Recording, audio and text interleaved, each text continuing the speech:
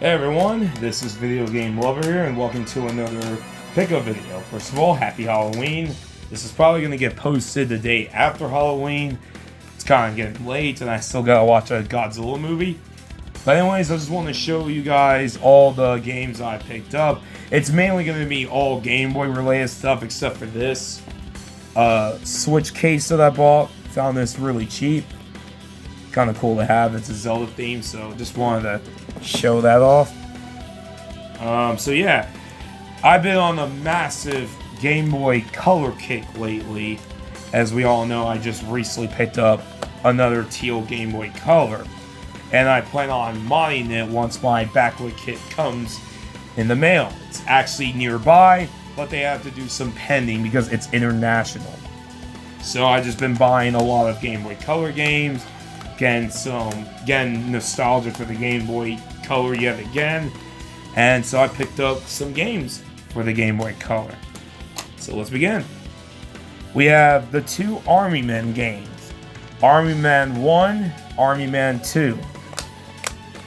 They're basically, they play like the overhead stages in Contra or Akari Warriors, and they're not bad games. To my surprise, they're actually not really bad games. I do think 2, however, is much better than the first game. The first game you move a lot slower, but in 2 it moves a lot faster. But the one thing I do not like about these two games is the music.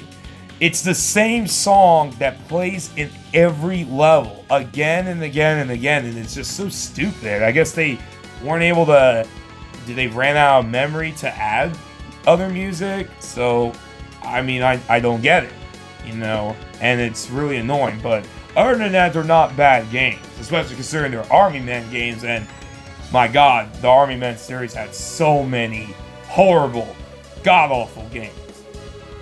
Now we got two wrestling games, WrestleMania 2000 and Betrayal.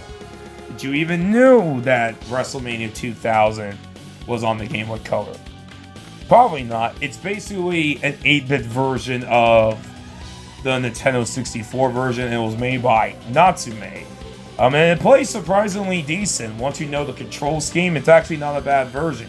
You basically face a couple opponents for the Intercontinental Championship, then you face a couple opponents for the World Heavyweight Championship, then you gotta defend your belt, and then you face Mr. McMahon. He's the final boss in the game, which is funny. So, a really decent port.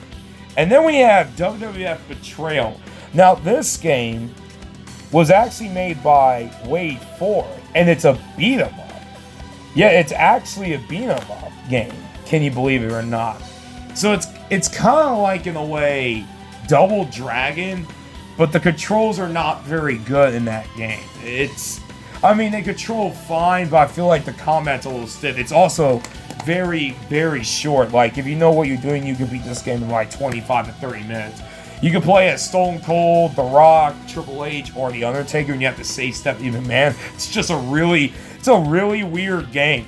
And I got a good price for this. I paid only $10 for this game.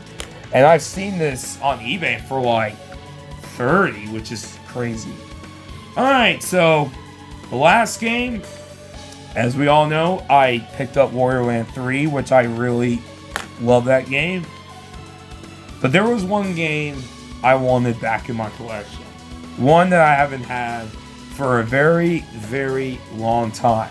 And this game, I played this game religiously in the summer of 2006. My brother went to Blockbuster when Blockbuster was still there, and they were, I guess, liquidating the rest of their games, or like, they had like a Game Boy Color game, and it was Warrior Land 2.